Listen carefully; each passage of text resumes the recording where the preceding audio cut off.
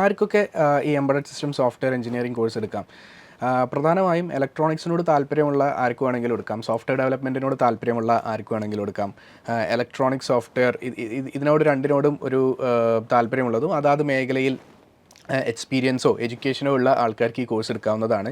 എഡ്യൂക്കേഷൻ്റെ case പറയുകയാണെങ്കിൽ basically BTech, diploma, degree in basically electronics, electrical, computer science, mechanical, mechatronics എന്നീ മേഖലയിൽ work ചെയ്യുന്ന ആൾക്കാർക്ക് എടുക്കാൻ സാധിക്കും. സ്വന്തമായിട്ട് ഇലക്ട്രോണിക് ഡിവൈസുകൾ ഉണ്ടാക്കാനും അതേപോലെ തന്നെ സോഫ്റ്റ്വെയറുകൾ എഴുതാനും താല്പര്യമുള്ള ആളുകൾക്ക് എടുക്കാനായിട്ട് പറ്റും. എംബഡഡ് സോഫ്റ്റ്വെയറിനകത്ത് സ്കില്ലപ്പ് ചെയ്യാൻ ഉദ്ദേശിക്കുന്ന ആൾക്കാർക്ക്, വർക്കിംഗ് പ്രൊഫഷണൽസ്, അവർക്ക് എടുക്കാനായിട്ട് പറ്റും.